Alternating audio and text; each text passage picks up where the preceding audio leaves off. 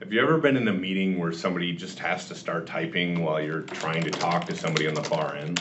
Makes it really difficult to hear because somebody just keeps on typing the whole time you're trying to talk?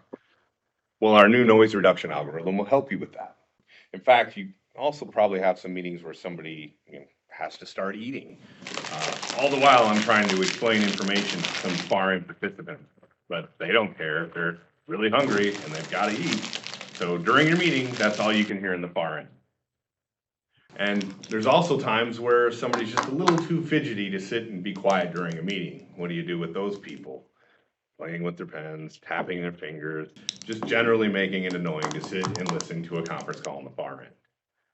And what happens if you're in a meeting with all three of these people at the same time?